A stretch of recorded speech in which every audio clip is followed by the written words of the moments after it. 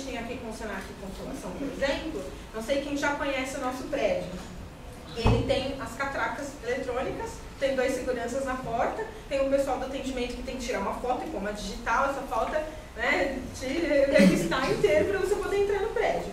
Por questões de segurança, mas não quer dizer que qualquer pessoa não possa falar. Você pode entrar para usar um computador, você pode entrar para utilizar a biblioteca para uma consulta, mas as pessoas têm medo. Então a gente precisa mostrar para as pessoas que o Senac é da comunidade. As pessoas não sabem que o Senac é uma organização social. Então ele tem que reverter o dinheiro que ele arrecada para a comunidade.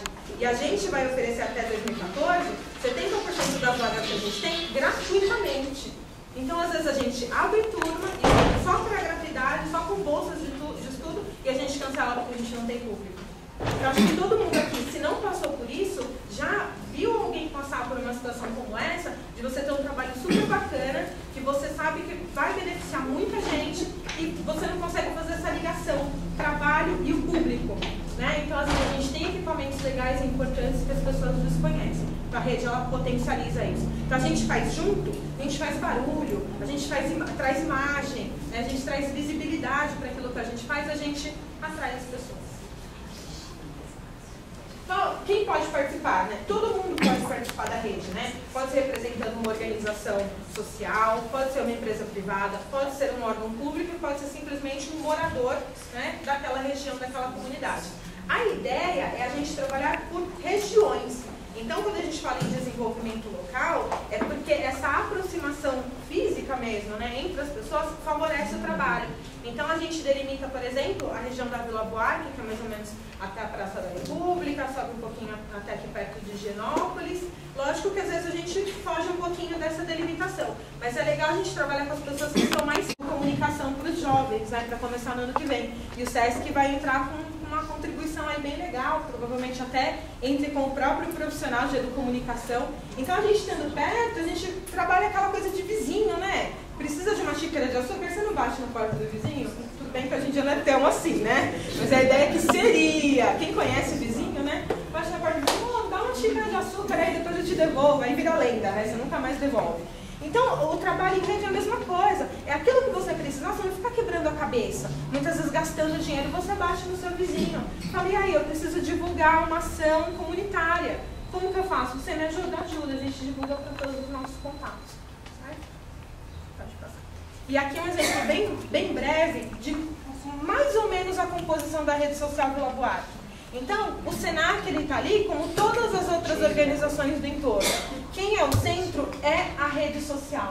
Ou seja, todo mundo tem a mesma força nesse contexto. Então, a gente precisa na subprefeitura, vamos lá reclamar porque está faltando algum equipamento nessa praça, a gente vai lá na sub, quem que vai? Todo mundo que puder. Quem puder vai, porque todo mundo tem a mesma força. Na verdade, juntos, a gente potencializa essa força. Mas cada um tem o mesmo poder, né, de argumentar e de falar sobre a região, porque está todo mundo aqui, seja trabalhando, seja morando. Então a gente tem aqui principalmente a Polícia Militar, né, que tem a base aqui do lado, a Biblioteca Monteiro Lobato, o Teatro da USP, Santa Casa, faculdades, né, que é a Mackenzie em Sociologia e Política, que está aqui na frente, entre outros. Então, Núcleo Amigos da Praça Rotary, Amigos da Maria Antônia, Associação Novos Rumos, são pequenas organizações que muitas vezes sozinhas, elas se apagam, elas até desistem de trabalhar porque elas não têm força para continuar. E às vezes a gente pensa que essa força é dinheiro. Na maioria das vezes não é dinheiro, viu, gente? É força de vontade e articulação mesmo. A gente faz muita coisa aqui sem dinheiro, né? A Patrícia bem sabe. Às vezes a gente torce o recurso, a gente faz uma coisa muito bacana porque cada um entra com aquilo que pode. Então essa ideia da rede também é, por exemplo, o Senac entra com a parte do mediador de rede. O SESC, como no último evento, entra com equipamentos de ginástica, alguma coisa de brincadeira, porque é o que ele tem. O Mackenzie entra com o trabalho dos alunos, assim por diante. Então cada um vai contribuir com aquilo que sabe fazer. Então a biblioteca abre as portas para a rede e ela trabalha a questão da literatura. Aqui a gente trabalha a questão da literatura infantil, né, que a Patrícia vai apresentar várias ações bacanas. Então a ideia não é criar mais um trabalho. Poxa, eu já tenho o meu trabalho, agora tenho o trabalho da rede também. Como que eu vou dar conta de duas atividades? Na verdade, é usar a rede para favorecer o trabalho que você já tem e aquilo que você já faz. É compor com aquilo que você já sabe. Certo? Então aqui eu peguei alguns exemplos de rede, então a Ampliar é do Senac Itaquera, ou seja, é uma iniciativa do Senac Itaquera. Quem toca é a comunidade, mas o Senac de Itaquera tem uma mediadora que faz essa articulação, que dá essa animada na rede, né? Aqui é da Vila Prudente, então o William Medeiros tem a fotinho ali, é o mediador da rede social Vila Prudente. Então o Senac e Vila Prudente também tem uma articuladora de rede, tá? Pois é, e aqui eu coloquei um telefone, né? Esse telefone é do Senac São Paulo, ou seja, da nossa sede regional. Então todo mundo que quiser alguma informação sobre rede social do estado de São Paulo, neste telefone consegue alguma dica. Então são mais de 50 unidades espalhadas pelo estado, provavelmente perto de vocês, na região de vocês, tem algum Senac que está articulando uma rede. E é legal como as coisas se encontram. Eu dou aula aqui no Senac Consolação e eu tenho uma aluna que ela participa da rede social lá de Itaquera. Então eu dou aula sobre projetos sociais e a gente fala um pouco de rede. Então ela vem e traz um pouco da história lá de Itaquera. Então é legal a gente perceber como as coisas elas se encontram. No mundo da volta, as coisas elas acabam se encontrando. Então fica aí um contato para vocês, quem tiver interesse em saber um pouco mais, é só ligar. Ah, vir uma palestra, vir uma informação sobre redes sociais, tem alguma rede em algum lugar. E aí só mais uma coisa, pode voltar o primeiro slide? Vai acabar agora? Não, isso, desde até o primeiro, só para reforçar o meu contato. Então aqui tem o meu e-mail, quem quiser conversar comigo, mandar alguma informação direta, se eu puder ajudar em alguma coisa em relação a outras unidades também, posso ajudar. E esse final, sp.senac.br, é o nosso site, tá? www.sp.senac.br, que também é um caminho para vocês pesquisarem as redes. Pelo site, vocês abrem um mapa com todas as unidades do Senac. E aí vocês podem entrar por unidade, pegar um contato para falar direto com a unidade. Então, eu estou aqui no Bela Vista, né? Na região mais central, só que mais para perto da Paulista. Então tem o Senac 9 de Julho. Liga no Senac 9 de Julho. Tem uma rede social do Senac 9 de Julho que ele articula? Tem, que é a rede social Bela Vista. E aí lá vocês vão falar com a Maria Paula, que é articuladora de lá, e aí já começam a participar. E essas participações são bem diferentes. Tem reuniões, tem eventos, tem projetos. Então a ideia é desenvolver a comunidade. Cada rede da sua forma, da sua maneira. Bem? Alguém quer perguntar alguma coisa? Bom, então, espero que seja aí uma ferramenta de trabalho, de fomento às ações que vocês já realizam. Gente, obrigada. Um ótimo dia para vocês.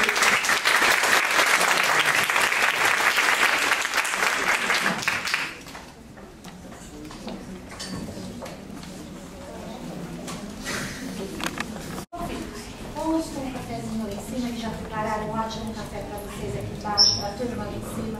Outros cuidando da luz. Outros que vão fazer uma apresentação.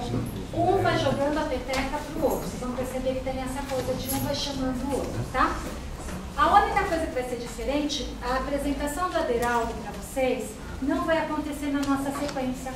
Vai acontecer na sequência do último grupo. Mesmo porque é uma apresentação nossa da rede, de todo mundo junto. Então, tá primeiro quem é o senhor?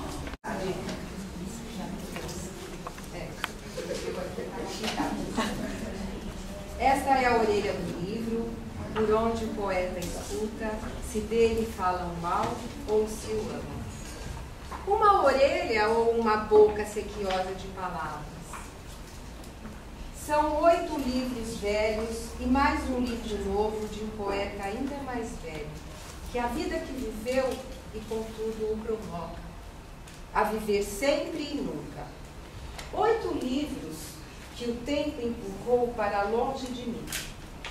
Mais um livro sem tempo, em que o poeta se contempla e se diz boa tarde. Ensaio de boa noite, variante de bom dia, que tudo é um vasto dia, em seus compartimentos nem sempre respiráveis, e todos habitados em fim. Não me leias se busca flamante novidade ou sopro de Camões. Aquilo que revelo, e o que mais que segue oculto, em vítrios alçapões, são notícias do mundo. Sempre estar no mundo e brincos de palavras. Um não está estando, mas de tal jeito urdidos, o jogo e a confissão, que nem distingo eu mesmo o vivido e o inventado. Tudo vivido? Nada. Nada vivido? Tudo. A orelha pouco explica de cuidados terrenos. E a poesia mais rica é um sinal de menos. Carlos Drummond de Andrade. Bom dia de novo, meu nome é Edna, trabalho aqui na Biblioteca Monteiro Lobato há pouquinho tempo, né? E escolhi Carlos Drummond de Andrade por conta do dia D, dia de Drummond, comemorado no dia 31 de outubro. Por que isso? No dia 31 de outubro de 1902, nascia o grande brasileiro Carlos Drummond de Andrade. E o Instituto Moreira Salles lança a ideia de instituir o dia D, Dia Drummond, que passa a fazer parte do calendário cultural do país. Então, se os irlandeses comemoram Joyce, nós agora temos, de preferência, todos os dias, né, lembrar um poeta. E no dia 31 de outubro, dia de Drummond. A minha parte é a parte mais fácil desse projeto, porque eu falo de literatura. Tudo cabe na literatura e a literatura cabe em tudo. Então fica muito fácil, fica muito prazeroso. Pouco tempo para a gente ter, né, falar, mas eu fiz aqui uma colinha, né? E falando então das ações de mediação. A visita monitorada por os profissionais da educação, ela já está tendo resultados nessa enfoque de divulgação, porque você acaba falando com diretores, coordenadores e supervisores. E imediatamente a gente sente uma coisa assim, você faz a visita num dia, naquela semana você já recebe várias ligações marcando visitas individualizadas para aqueles profissionais ou para as crianças atendidas por aqueles profissionais. Né? Ela também já explicou que nessas visitas monitoradas, dependendo da clientela atendida, a gente vai ajeitando essa temática. Eu aqui estou trabalhando bastante com a leitura na primeira infância, que também é um enfoque que a coordenadoria, né, trouxe. A gente tem, inclusive aqui acontecendo na Lobato, com a da letra, e tentando trabalhar a sistematização de leitura para bebês e hora do conto. Então nós já instituímos datas e horários para essas ações acontecerem, dando a devida distinção entre o ler e o contar, fazendo as sessões de mediação de leitura para bebês.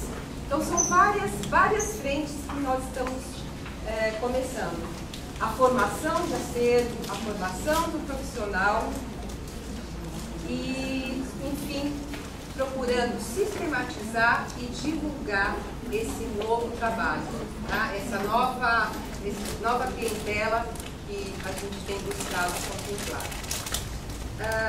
Um projeto, assim, para mim, particularmente muito bom, que eu estou curtindo bastante, é o futsal, esse bate-bola da literatura. Está sendo muito legal, porque era uma ação que já acontecia de maneira informal. Então a biblioteca estava junto com esses jovens na quadra, mas ainda não havia o elo com a leitura. Difícil conquistar esses jovens. Imagina, 10, 11 anos batendo bola, e disse, é difícil você se trazer para falar de leitura e literatura. Então no começo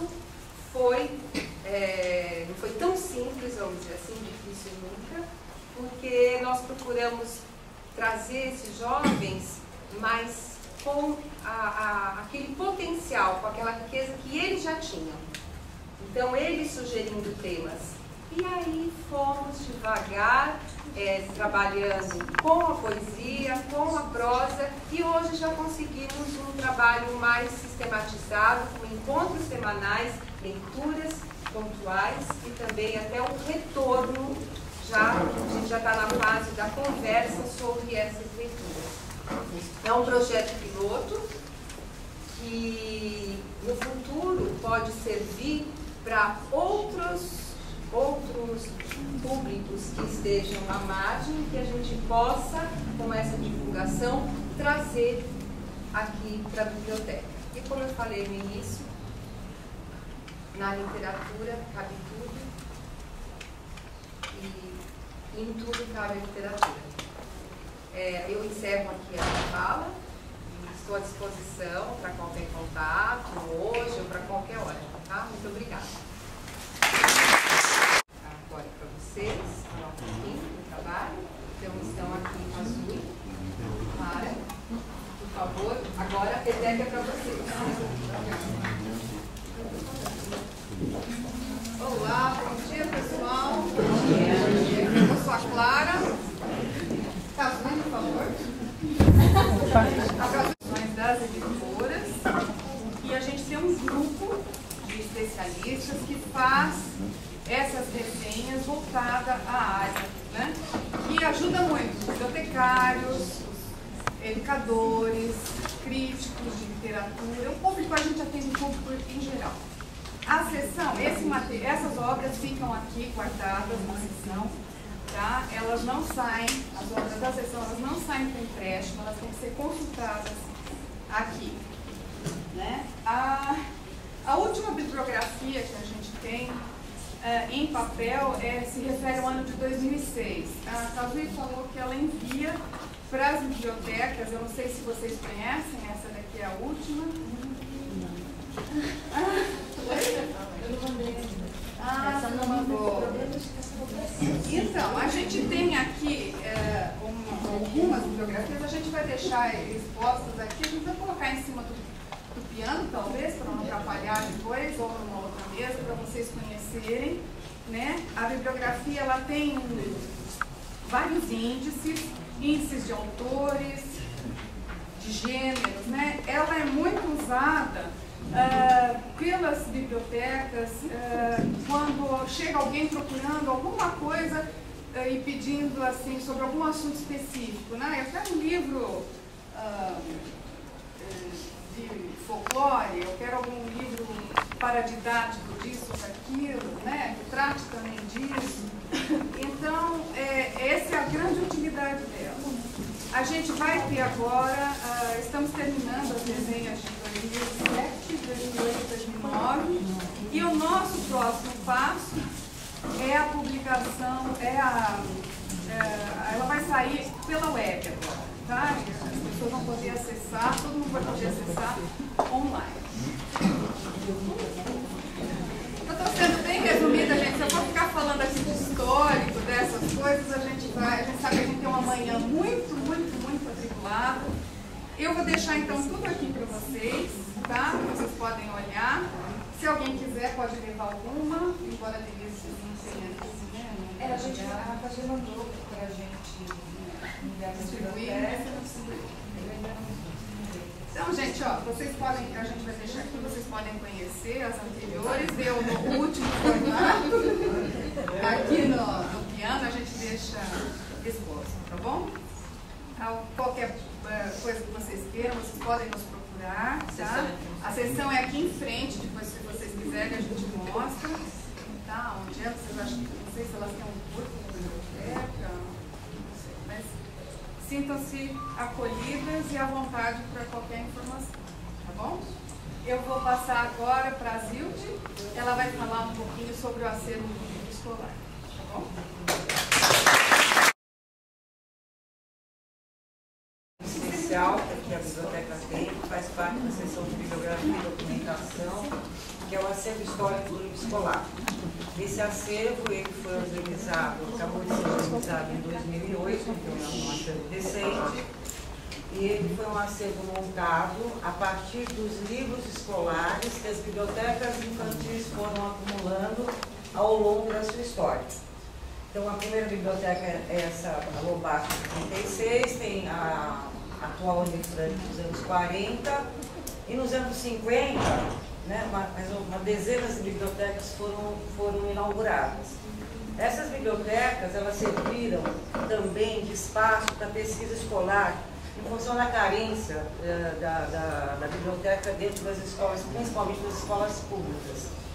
Então, a Prefeitura, a Secretaria da Cultura, ela foi adquirindo livros escolares e paradidáticos, e o espaço da biblioteca foi muito usado, hoje menos em função da internet, mas muito usado como pesquisa para as crianças, para os jovens. Até hoje a gente vê gente reunida aqui em cima para fazer trabalho, por aí vai, né? Bom, esses livros escolares, eles, por serem patrimônio, não puderam ser descartados, as diretoras das bibliotecas ou as responsáveis tiraram esses livros de circulação em função deles ficarem muito manuseados, ou porque os seus conteúdos ficaram ultrapassados, enfim, por vários motivos, e não puderam se desfazer dos livros. Então foi a partir desses livros resguardados que se criou o acervo histórico do livro escolar. São 5.000 livros, desde o século XIX, o livro mais antigo é de 1884, até o fim dos anos 70. Ele é um acervo datado, ele é um acervo histórico, né?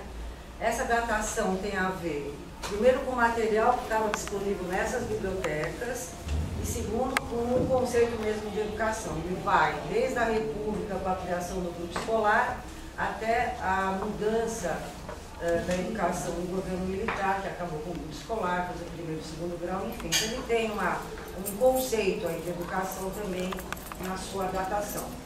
São 5.000 livros de todas as matérias de ensino, livros e livros de referência, paradidáticos, enfim, é um acervo, então, que tem um apelo. Para pesquisa, tem muito pesquisador que vem buscar esse acervo, tanto pessoas da graduação, quanto pessoas de pós-graduação, de várias áreas do conhecimento. Não é só a educação, não. Tem gente buscar as mudanças nas ilustrações, vem o pessoal da área de história, o pessoal da área de letras, quer dizer, claro, que a maioria está na área das ciências humanas.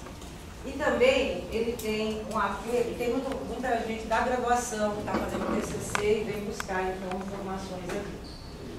E ele também tem um apelo que é muitas pessoas que vêm aqui para reconhecer ou buscar o livro que foi alfabetizado, o livro que estudou. Esse é um apelo assim, da memória e tudo mais. Então, nós também temos um público aqui que faz esse tipo de busca para recordar a sua cartilha. Um exemplo que eu sempre dou, um avô que veio com o neto. Esses livros não saem daqui, são pesquisados aqui, porque eles são muito raros. Raro pela escassez. Ninguém guarda livro escolar. A escola não guarda, a família não guarda, é muito difícil você guardar. Então, a raridade, um dos valores desse acervo é porque são livros que não existem mais, por isso que não sai daqui. Mas pode fotografar, então é muito comum esse tipo o pesquisador tirar algumas fotos, enfim. Mas eu estava dando um exemplo, que eu me atropelei, de um avô que veio com o netinho aqui, fotografou o livro inteiro, fez o neto fotografar com máquina digital para mostrar, por exemplo, qual o livro, a cartilha que ele se alfabetizou, enfim. Esse acervo é divulgado por um blog, pelo Twitter, e eu sempre tenho eventos sobre educação, sobre fontes de pesquisa, eu participo, tenho um grupo de pesquisa na Unicamp, que é o pessoal da USP, da PUC, e de outras universidades, seminários que acontecem, enfim. Então, ele é divulgado muito no mundo acadêmico, aqui em Mackenzie também a gente tem uma ponte, e é divulgado também por esses instrumentos aí mais recentes da tecnologia. Eu vou ler um e-mail que a Patrícia imprimiu e achou que era interessante, eu não tinha pensado nisso, então eu vou ler um e-mail que eu recebi esses dias. O blog tem um e-mail, né, para as pessoas poderem se comunicar comigo, tem muita pesquisa por e-mail. Né? Bom dia, Azul. Talvez você seja a minha última esperança de descobrir o nome da cartilha em que aprendi a ler no primeiro ano escolar em 1942. Sei que está muito longe, mas eu me lembro claramente dela, de sua capa cor-de-rosa, imitando a textura de um tecido de linho, com um quadro no meio dela com um desenho colorido. Desse eu não me lembro claramente dos detalhes, eu estou lendo literalmente como ela escreveu. Ela era um pouco maior do que um caderno de classe, capa dura, e usava também a silabação, como era o desejado na época. É o anterior à cartilha Sodré e a Caminho Suave, nessa meus filhos estudaram. Por mais que tenha procurado, não acho menção a ela, que calculo ser de antes de 1942, pois não me lembro de ela ter sido adotada naquele ano. Minha tia era professora no grupo escolar Marcelo Schmidt de Rio Claro, onde estudei, e teria comentado posteriormente, se fosse o caso. A escola diz não ter mais o diário das professoras, incrível, onde certamente haveria referência ao material escolar em uso. Enfim, se puder me ajudar ou dar uma dica de onde mais buscar, fico muito agradecida. Li Penteado de Rio Claro. Então, é só um exemplo desse aí, esse apelo aí da memória, das pessoas. Eu recebi isso esses dias, eu ainda não sei. Eu comecei a fazer uma pesquisa, eu não tenho o nome do autor, estou pegando as cartilhas de 42 e vou mandar para ela o nome e os autores das cartilhas que eu tenho aqui de 42 para ver se tem se é aquela que ela está procurando. Enfim, acho que era isso que eu queria colocar para vocês. Então, bom dia e obrigada pela atenção.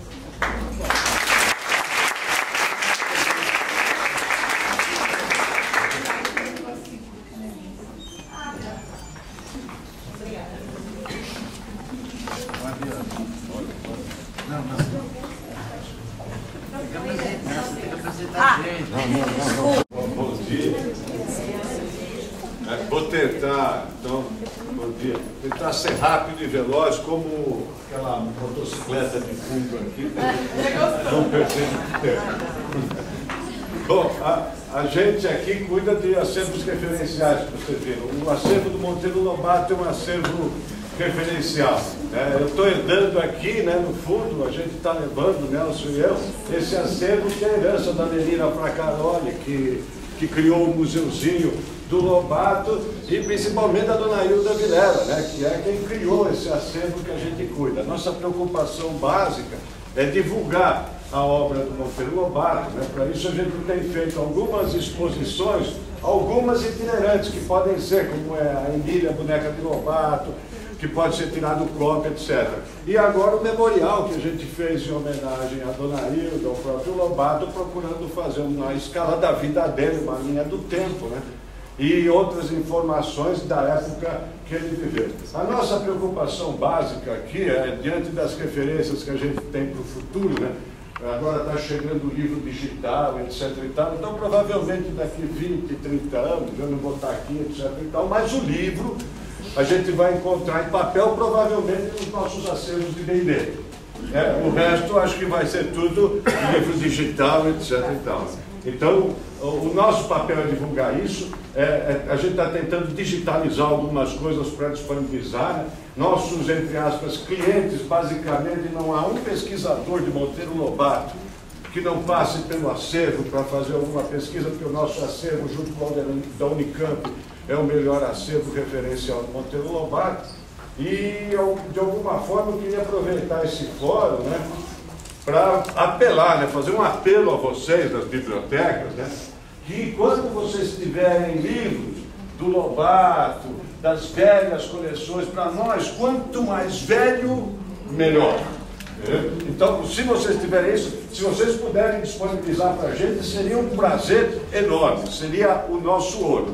A coisa nova não nos interessa muito, mas a coisa velha, em todos os sentidos, dá para nós, que a gente faz questão de jogar fora no final. Tudo bem? Eu não sei mais o que a gente poderia falar desse espaço, mas contando que vocês podem nos solicitar, sempre que vocês quiserem divulgar alguma coisa do nosso trabalho. Vocês fiquem à vontade, é um prazer para a gente falar das várias facetas e multiplicidade do Monteiro Lobato e da própria história das bibliotecas infanto-juvenis, tá bom? Ou bibliotecas agora que são para todo mundo. Então agora a gente tem a obra infantil do Monteiro Lobato e podemos disponibilizar também a obra de literatura geral para adultos, tá? Eu agradeço e boa sorte para vocês.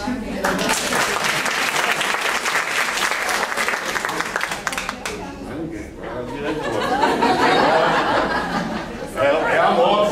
chamou a atenção. Sobraram 8 minutos. Bom, depois que termina, tem uma apresentação do Aderaldo que vocês vão ver às 13 horas, que deve ser para vocês junto com o pessoal do 8. Mas vai ser uma dos dois. E daí começa a visita propriamente dita. Então, cada qual fica no seu setor e as pessoas ficam à vontade para andar pela biblioteca. E essa visita costuma demorar mais de hora, né? A gente acha que é algo rápido de entrar, olhar espaço, não. Daí cada qual vai de acordo com a sua necessidade, com a sua curiosidade, vai conhecendo e conversando com diversos setores. Tá bom? Tem que ter, de 1900 alguma coisa que eu herdei da família Nápoles. Os italianos sabem mais de Lopato do que muitos brasileiros, por exemplo. E depois eu entro em contato contigo, pedindo autorização, óbvio, estarei mandando para cá. Eles estão muito bem conservados, inclusive. Não, e olha, eu esqueci de falar, a Silvana me lembrou, não é só do Lobato, referências a Lobato também, entendeu? Que essa ideia para nós é extremamente interessante. É o que vai sobrar daqui 50 anos só em de papel, né? E o Ali também. Também, o Ali, toda a área de referência. Parabenizar e destacar a importância do trabalho em rede. Eu acho que isso é admirável, né? Vocês participarem dessa rede. Esse é o caminho, né? Em toda a política pública. É que nós temos um problema que é estrutural do Estado. O Estado está chamando de governo municipal, governo estadual, que é lidar com os problemas ou ações sociais para a sociedade. As respostas são burocráticas, né? Toda ação é dividida por áreas, né? Então a Prefeitura tem a Secretaria da Saúde, a Secretaria da Cultura, a Secretaria da Habitação e etc, né? Então o nosso raciocínio muitas vezes também é fragmentado na prestação de serviço, né? Então poder articular com governos locais, com as entidades, acho que isso é o destaque, né? Parceiros não são só as unidades municipais ou estaduais ou federais, mas é toda a comunidade. Acho que isso devia ser, eu queria parabenizar, né, até a presença do Senac aqui, pauta de muita discussão desse fórum, porque até como integrante da equipe de programação, né, até pensando no que ela falou, de articular público, inclusive, as ações e público, e divulgar o trabalho, o serviço. Isso acho que devia ser pauta frequente, né, do fórum aqui. E que cada um, né, comece aí, vou mostrar, eu sei que tem algumas bibliotecas que fazem esse trabalho, participam, mas a gente focar nisso. Esse é o caminho da boa prestação de serviço, a articulação com a comunidade e parceiros, né? Parabéns, né, por essa experiência, por trazer isso. Acho que esse deve ser um destaque, né? Como diz a professora, é fundamental. Condição sine qua non. Mas é verdade.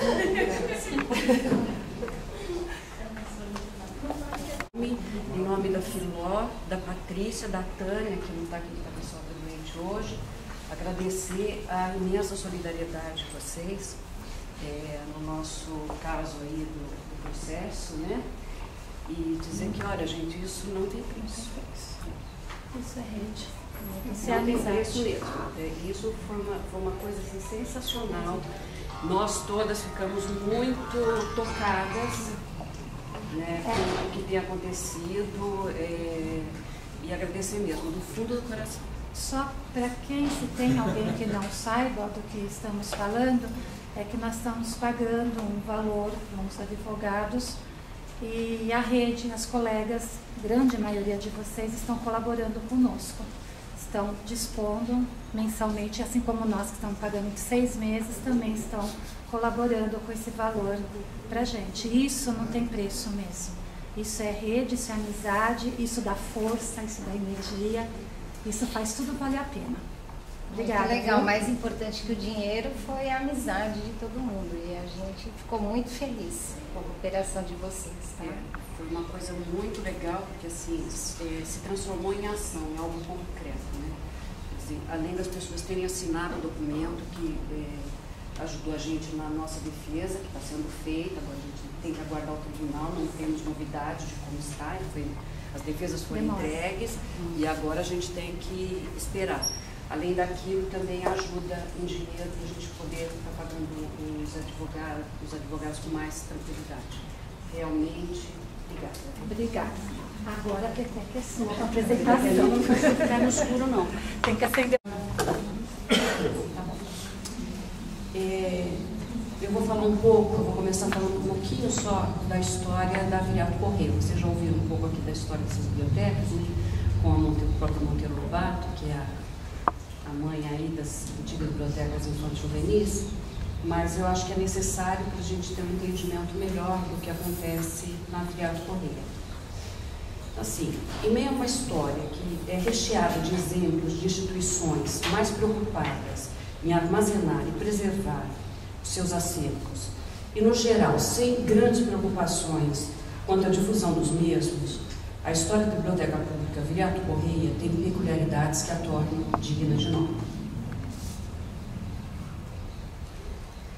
A Biblioteca Infantil de Vila Mariana, atualmente Viriato Correia, foi inaugurada em 25 de junho de 1952 e era nesse sobradinho, era nesse sobradinho que fica na Domingos de Moraes, 1832, quer dizer, é um endereço que é relativamente perto de onde é hoje a Viriato Correia, né? E consultando, estudando um pouco a documentação da biblioteca, nós encontramos coisas incríveis, viu, gente? Que dá um entendimento para a gente do quanto vale a pena a gente guardar e documentar as coisas que a gente faz, né? Porque acaba dando um sentido de realidade para a coisa que aconteceu há tanto tempo que de outra maneira nós não teríamos, né? Então, eu encontrei, por exemplo, nessa documentação, tem uma carta de uma menina endereçada a Dona Lenira Fracaroli. E a carta é uma graça, né? E ela dizendo que ela está escrevendo que ela está muito triste e que, para a Dona Lenira entender, que ela tem muita inveja das crianças que moram em bairros que têm biblioteca infantil, né? E que ela mora na Vila Mariana e lá não tem. Aí ela conta uma história da biblioteca da escola, que é um armário fechado, que ela ficava olhando os livros e que não podia ver, que não tinha acesso, que não sei o quê. Depois dessa carta, a Dona Lenira, né, que não sei se conhecer de todo mundo, mas foi a fundadora das bibliotecas infantis juvenis, né, foi a primeira diretora desta biblioteca, e a partir desta experiência aqui na Monteiro Lobato se criou uma rede de bibliotecas infantis juvenis. Depois dessa carta, ela consegue então, entre outras, a Viriato Correia, né, que não era Viriato Correia, era a Biblioteca de Vila Mariana I, na época. E depois ela passa a ser Viriato Correia. Então, aí nesse sobrado, ele tinha no andar térreo um hall de entrada, 3 salas, uma copa, uma cozinha e um banheiro. No pavimento superior havia 3 salas e um banheiro. E aí se fazia uma série de atividades, porque era como aqui na Monteiro Lobato. A Monteiro Lobato servia como modelo para as outras que vinham, que foram inauguradas depois. Havia um projeto que incluía uma sala de leitura, uma sala circulante, uma sala de jogos, uma sala de revistas, uma sala de artes. Essa era a estruturação, como é que se dividia, como é que se pensava a biblioteca infantil na época. Aí eles realizavam uma série de atividades, né?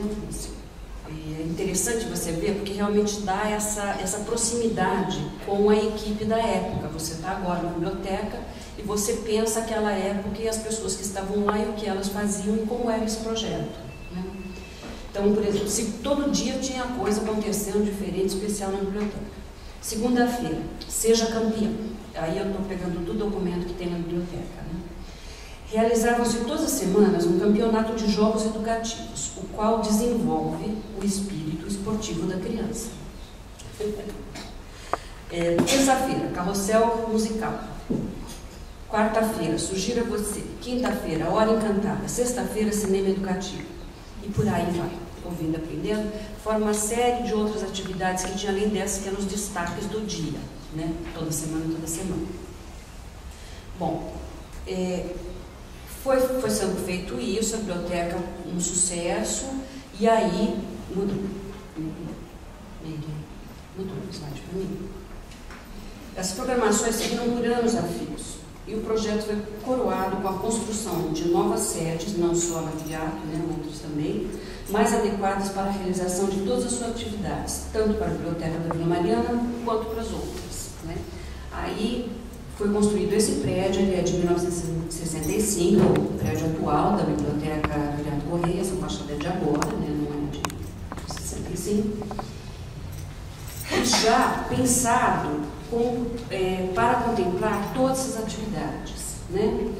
Então, assim, é um prédio, é o mesmo até hoje, não tem nenhuma ampliação de área, não tem nada disso. É um prédio com 1.140 metros quadrados de área construída, com 2 pavimentos. A maioria aqui conhece, mas para quem não conhece, tem alguns slides para ter uma noção de como é a biblioteca. E aí eu peguei um trechinho que é de uma revista da época, uma revista de engenharia, revista própria, engenharia ou arquitetura. Os pavimentos são amplos, iluminados, com espaços que possibilitam a utilização independente da biblioteca em suas funções correlatas, a da leitura, propriamente dita, e a da programação de cultura, através de conferências e pequenos espetáculos teatrais, veja que já tinha auditório, e cinematográficos. A primeira é dada através de 2 sessões, a circulante e a de leitura local. Para tanto, a capacidade de seu depósito é de 60 mil livros. Eu também acho interessante, porque o acervo vai crescendo e eu sei qual é a capacidade do prédio, o que eu posso armazenar, o que não vai me comprometer o prédio e tal. Se na documentação histórica eu encontro essas informações, tranquiliza. Hoje a Viriato tem 46 mil livros, então está tranquilo, ainda podemos ter bem mais.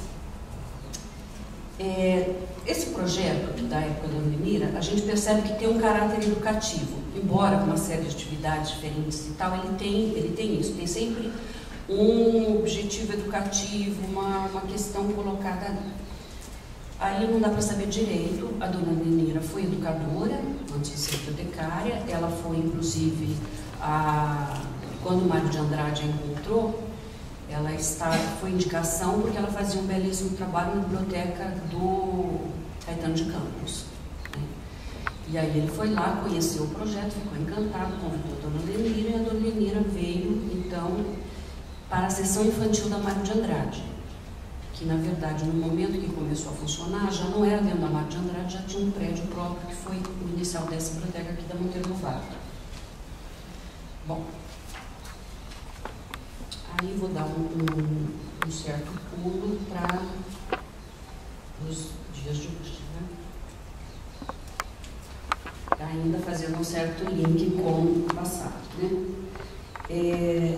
Naquele momento, a gente já pode perceber no projeto, embora tenha essa questão educativa, que depois, ao longo da história dessas bibliotecas, vai ter uma força muito maior do que nesta época aí, ela já tinha uma preocupação de trabalhar várias áreas, quer dizer, tinha cinema, tinha teatro, tinha várias coisas acontecendo ali. Então, esse projeto pioneiro já aponta para a gente uma certa integração, uma certa preocupação em trabalhar todas essas áreas.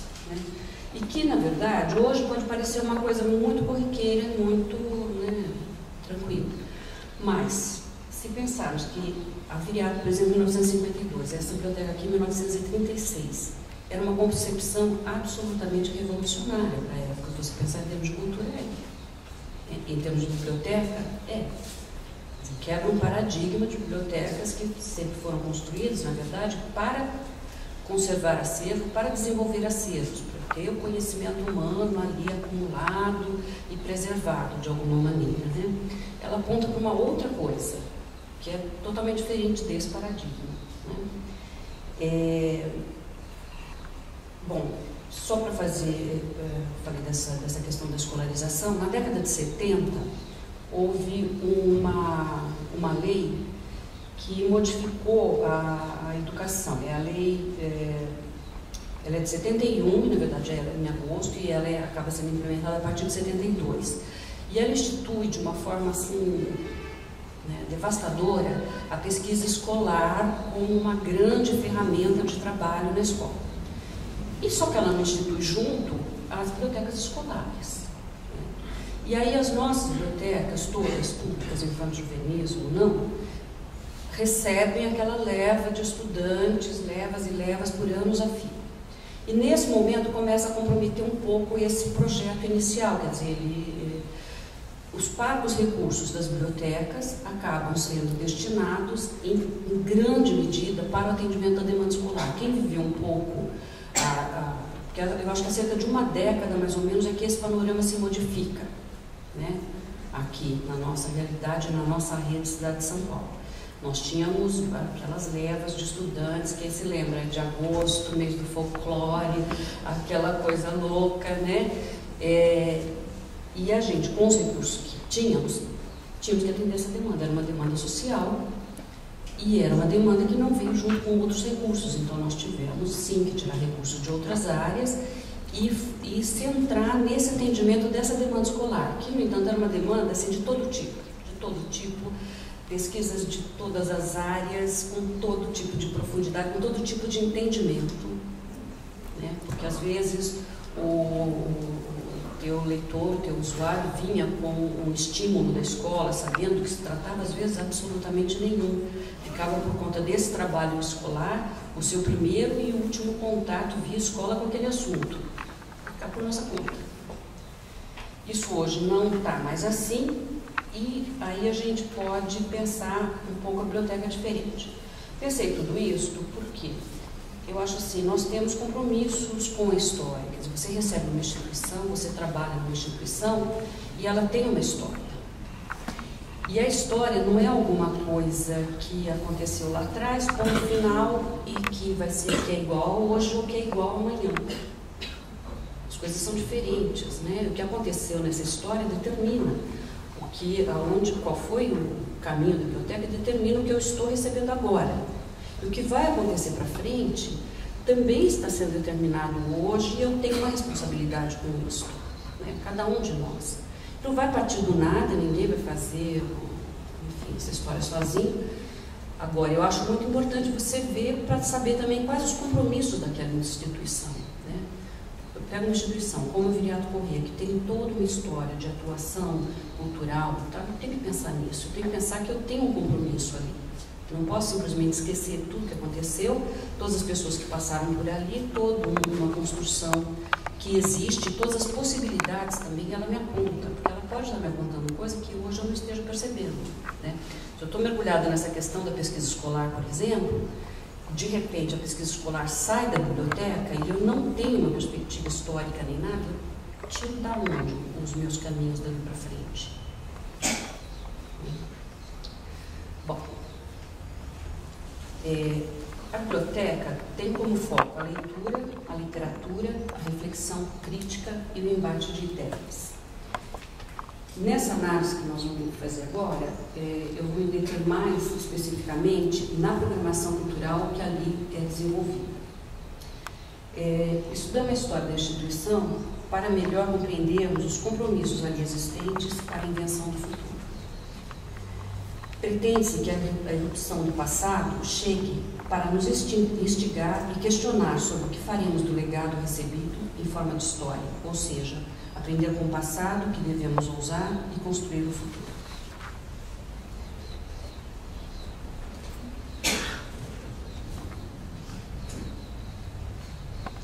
O operário tinha uma característica diferente do que ele tem hoje. O bairro mudou, transformou-se num bairro de classe média, a vida na cidade mudou e as crianças, sobretudo os filhos da classe média, passaram a viver confinadas em escolas, condomínios e clubes, perdendo a mobilidade necessária para frequentar mais a miúde a biblioteca. Mas da maneira como ela existia lá atrás, não dava para continuar sendo, né?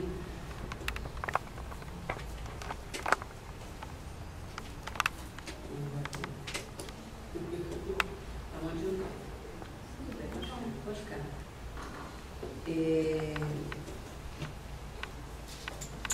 Virou, você recebe alguém na biblioteca que participou de um grupo de teatro na Viriato Corrêa, que ia ao cineclube, ou que participava desses saraus musicais. Assim, ela nunca parou com isso, de alguma maneira, de alguma forma, ela continuou tendo essas atividades. Bom, em 2006 se instituiu o projeto de bibliotecas temáticas, né? E as bibliotecas temáticas que na época foram escolhidas são essas, né? Quase todas já estão, menos a Prestes Maia, né? Que ainda está em reforma. Aí, em 2008, foi colocado para a Filial Correia a possibilidade dela também se transformar em biblioteca temática, né? Contação de história, nós já tivemos.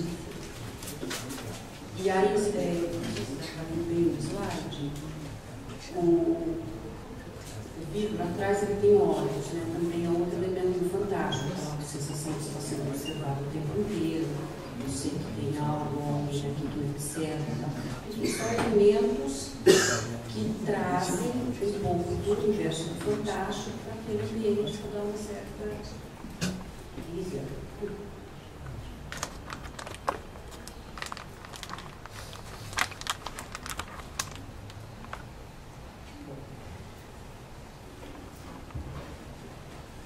Entre os objetivos do projeto de transformação emblemática estava o aumento da frequência de público adolescente e jovem. Nós notávamos na viagem que havia um público infantil razoável, não muito grande, mas enfim, e um público adulto bom. Porém, essa faixa de adolescentes e jovens tinha sumido da biblioteca. Nós tínhamos muito poucos usuários nessa faixa etária. Então, uma preocupação mesmo grande, como já no projeto, foi essa, de trazer esse público jovem para a biblioteca de novo. Tanto que nós optamos, ela é temática de literatura fantástica e pode atuar em todas essas áreas, e nós optamos, no primeiro momento, em focar naquelas áreas da literatura, nos subgêneros de literatura fantástica, que tem mais apelo junto a esse público. Então, fantasiando para a biblioteca. Aí nós, então, iniciamos uma programação sob medida para atrair esse público. E aí, nesse primeiro momento, a equipe de programação para a Viriato era composta por mim, pelo Marlon, Florian e pelo Sérgio Franceschetti, que era o nosso programador de cinema.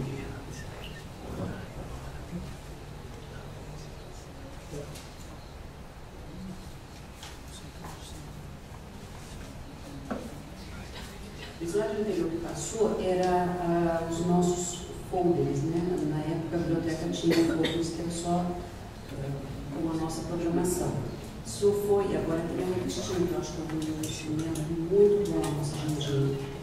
Um instrumento muito interessante para você fazer a divulgação junto ao público, e aí na nossa responsabilidade é a divulgação local, todos os lugares que a gente pode, mais próximos, né, do entorno, nós fazemos essa divulgação. E isso tem ajudado muito, muito mesmo para trazer público novo para a biblioteca, além daqueles que já veio realmente a biblioteca, trazer pessoas que não costumam frequentar a biblioteca, que não fazem nem ideia do que a gente faz aí.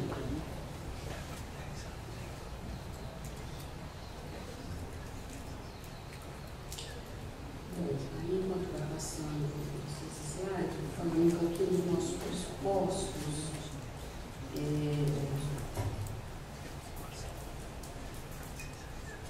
para esse trabalho.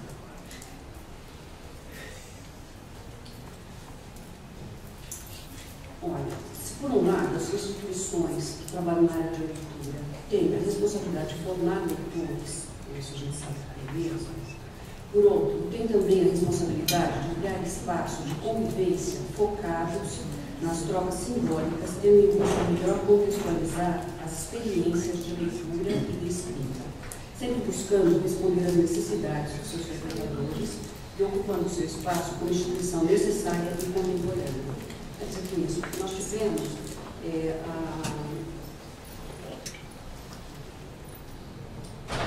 se a gente parar um pouco e pensar na história da leitura no país, nós vamos ver que há uma massificação, um termo agora não está no meio, assim, não gosto muito, mas da leitura a partir há poucas décadas. durante o período da ditadura militar, com a criação do nosso parque industrial,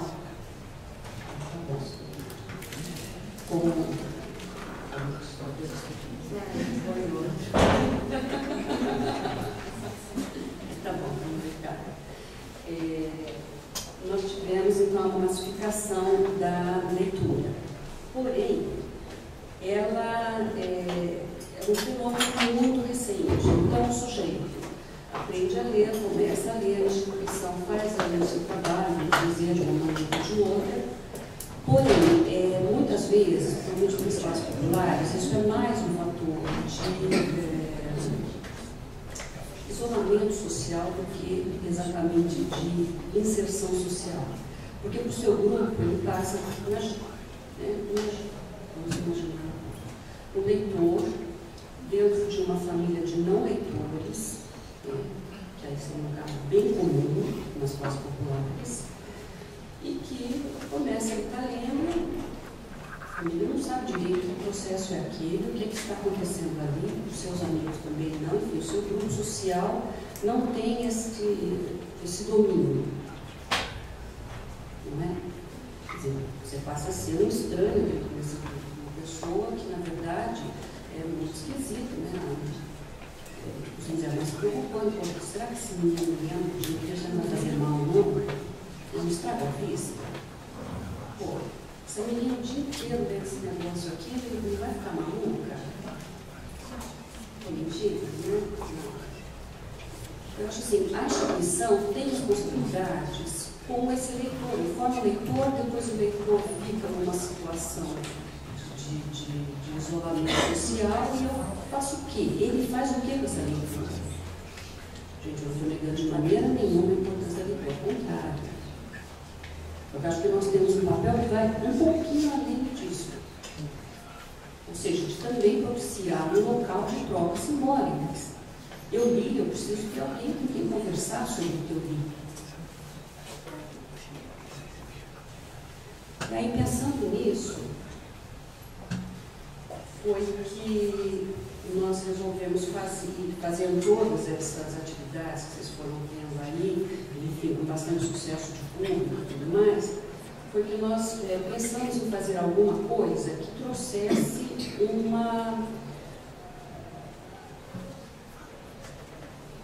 uma maior velocidade, na verdade, no processo do projeto. A gente vinha e estávamos achando que a coisa estava funcionando bem, porém, achamos que poderíamos dar uma alavancada nisso, ser um pouco mais eficazes, talvez. E aí pensamos, então, numa reunião, o Sérgio falou do noitão do HSBC. Acho que legal que não sei que as pessoas que tivesse um negócio assim na biblioteca. Por que não? Não o noitão do HSBC, não ter vários filmes, simplesmente. Nós temos atividades, né? E aí fomos pensando, atividades significativas que juntassem essas coisas e que fossem significativas para as pessoas que aqui viessem. Assim, nós não resolvemos fazer a Fantástica Jornada Noite Adentro só porque é uma coisa diferente e que é midiática, não que isso seja pouco. Isso eu acho importantíssimo. Eu não vou perder de vista nunca que eu trabalho na biblioteca do tamanho de São Paulo e que as coisas que nós fazemos se perdem, se somem, tudo em milhões aqui. E as coisas que não são nessa escala tendem a sumir, a se perder no meio aí desse complexo urbano todo. Mas, por outro lado, a preocupação primeira é em transformar esse lugar, essa biblioteca, no lugar da troca, que ele seja identificado pelas pessoas como algo seu. A biblioteca é uma instituição estranha para uma população de poucos leitores ou de leitores muito recentes, de história muito recente. Não é? Como é que eu faço para transformar essa instituição em algo mais significativo na vida das pessoas?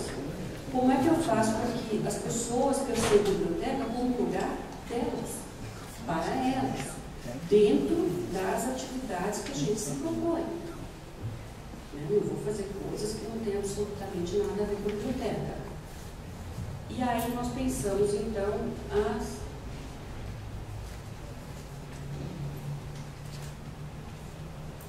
as nossas incríveis e fantásticas jornadas noite adentro. Deixa eu falar um pouquinho. Essa primeira foi a Vampiros, né? Ali aquela vampira linda, Alice Vamp, que é filha do José do Caixão, e que era de cá, era funcionária na época. Nossa, foi toda paramentada e tal. Porque assim, as pessoas vão muito desse jeito, né? Vão com fantasia e tudo mais. Tem essa coisa de dar o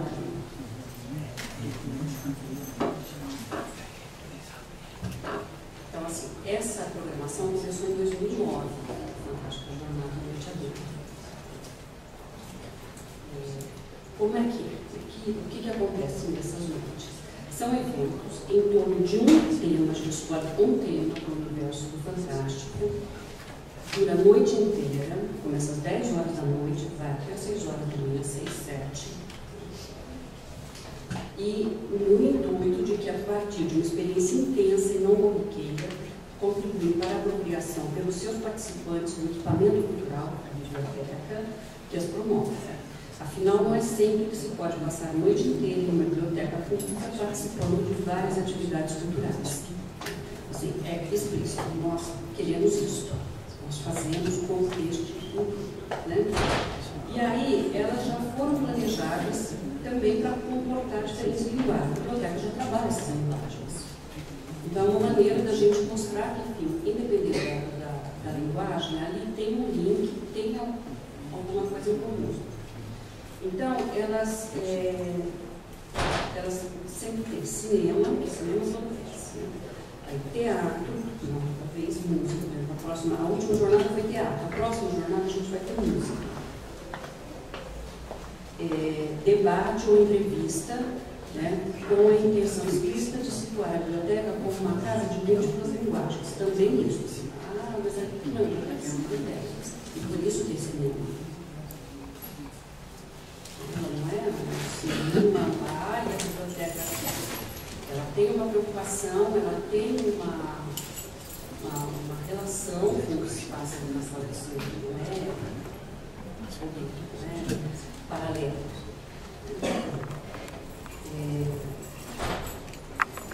E como uma casa que fizeram essa apresentação para a gente. Então tem essa dificuldade às vezes, para você montar toda a programação da noite, você tem que correr atrás e não é pouco, para conseguir coisa bacana, boa mesmo para a noite, dentro do tema escolhido, porque a gente não faz uma mistura dos temas. Tá?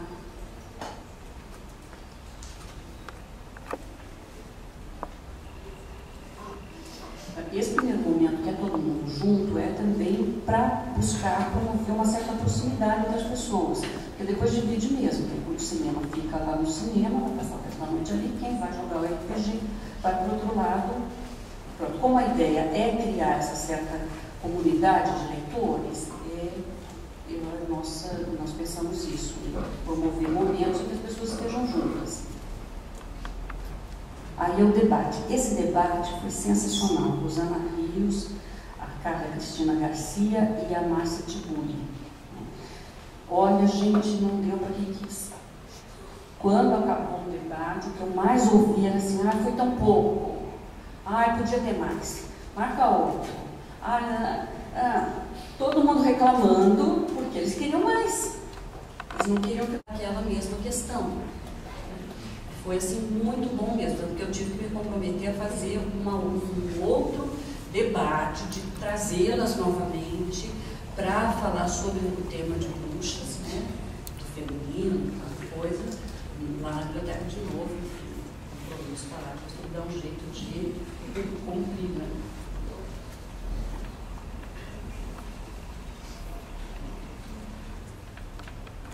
O auditório dá para ver ali? Lotado. Todo mundo fica super atento. É uma coisa assim muito interessante na noite, porque não é o ponto fraco da noite, ao contrário, é o ponto alto.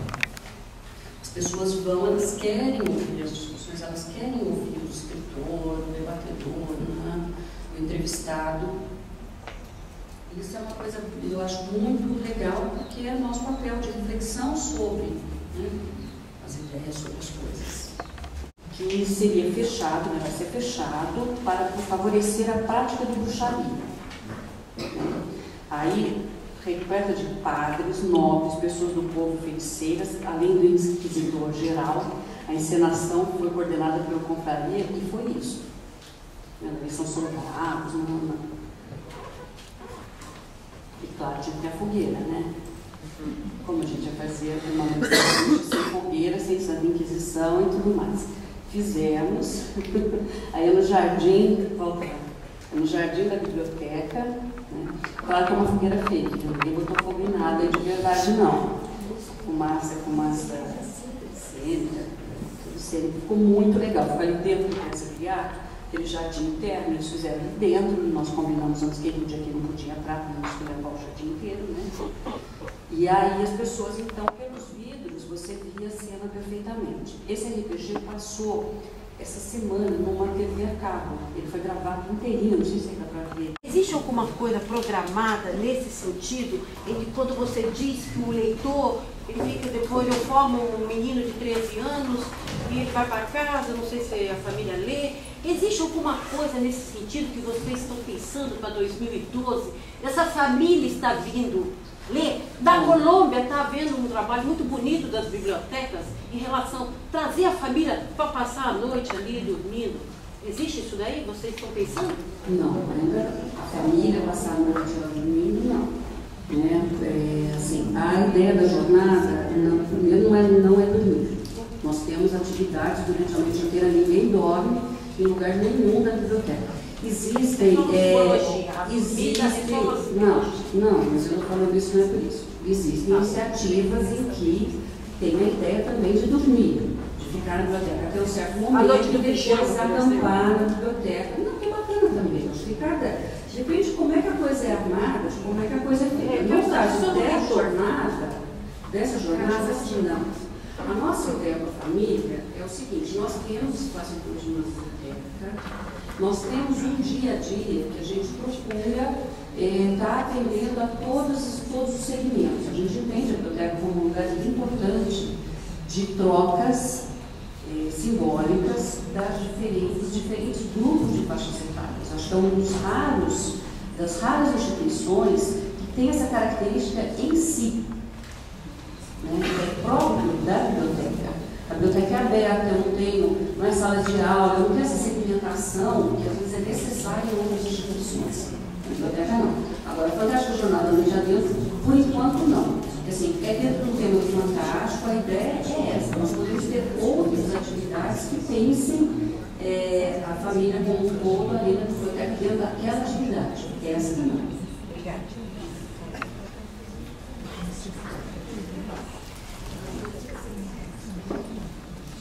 Porque você está dentro de uma programação super bacana.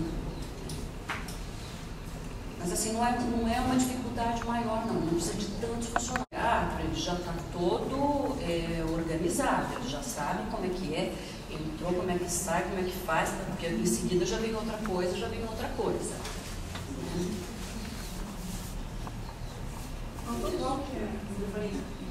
Você falou que não teve problemas assim nas noites, mas desde o início de planejar, de montar e executar, qual foi o ponto assim, mais crucial, mais crítico que você se teve esse ponto?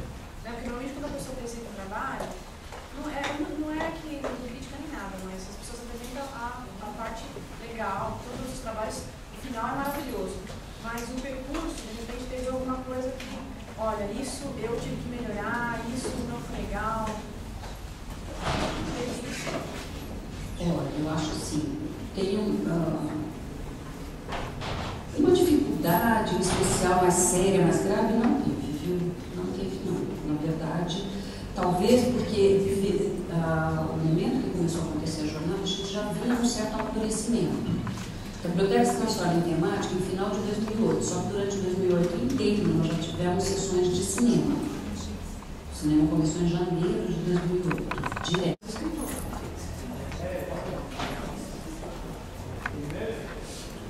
Agora é algo que começa a fazer bastante positivo. A gente se conquista. E nessa próxima, vocês vão enfatizar o Macondo, essa temática, né?